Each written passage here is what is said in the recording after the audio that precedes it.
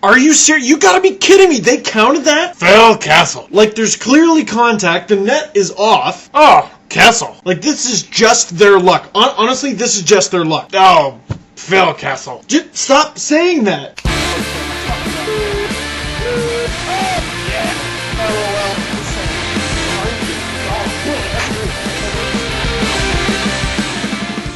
Leafs lose 2-1 to the Tampa Bay Lightning in overtime. I don't know why I bother saying in overtime anymore, because you should just assume. We'll start with the game itself, and then we'll talk about what the game means. First of all, Phil Kessel makes his home debut for the Leafs, makes his Leaf debut, period, and looks amazing. Until, boom, he gets run over by Mattias Ohlund. I didn't catch the make of the truck, but the plates were Swedish. Phil Kessel goes to the Leafs training room, and Toronto lets off a collective, oh, shouldn't have had his head down, I guess, but he got right back up, came out shortly after, and was on the Leafs bench. He finished the game with 10 shots. No goals, but Niitimaki stood on his head. Then the game heads to overtime, and Ryan Malone gets in close. In fact, really close, and that's where some of the controversy is coming from. So let that be one of the questions of the game then. Should that goal have counted? Now, there was definitely contact. I'm not 100% sure if it was enough to really call off the goal, but then there's the issue of the net being off. Now, I've seen two angles of this goal, and for either angle, I can't tell where the puck is when the net comes off. But it must have been close, and that goal review call did not take very long. But whether it should or should not have counted,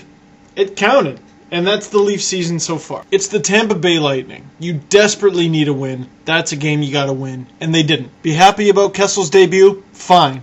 I am too. He got 10 shots. That's crazy. That is circus numbers. But here's a scary number for you. The Tampa Bay Lightning now have 14 points in the standings. The Leafs have 7. Forget the fact that they have to double their point total to even get to where the Lightning are.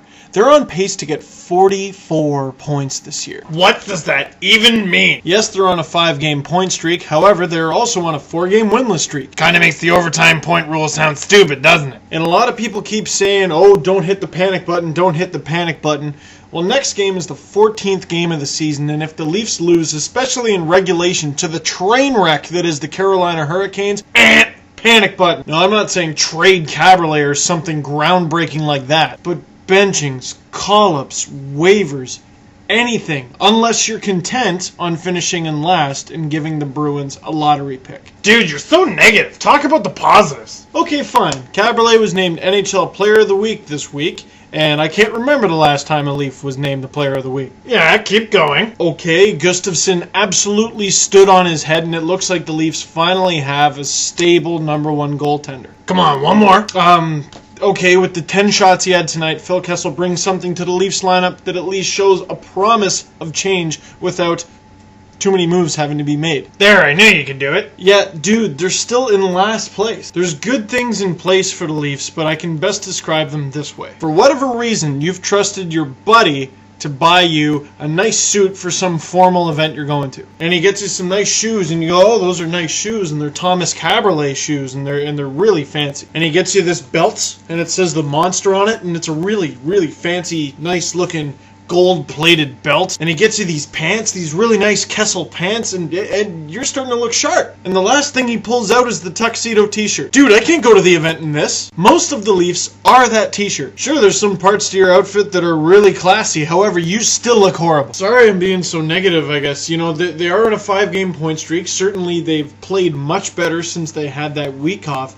But 1 point is not good enough anymore if you think this team is going to make the playoffs, which most of Leafs Nation, I think, does not think that. So let's start with the questions. Do you think this team is actually going to make the playoffs somehow? What did you think about that controversial goal at the end of the game? What do you think about Thomas Caberlet being named NHL Player of the Week? And what did you think about Phil Kessel's Leafs debut? Now, I do have a little bit of good news. Yeah, I guess it's good for you. Dude, just shut up and let me have my moment. I am less than 500 views away from having 1 million all-time views. Which, it just boggles my mind. And thank you guys so much for sticking with me through the good times and bad. And considering I haven't made a Leafs playoff video yet, we're gonna stick with the bad. Or when my computer blows up, I had someone come take a look at it yesterday. They're working on it. You guys rock, and that's all I can really say. And hopefully I get the computer back this week and I can make a better million-view video for for you. Peace for now. Next game is Leafs versus the Hurricanes. They're tied for dead last in the NHL, except the Hurricanes have more wins. And if you need a panic button, their jerseys are bright red. Later.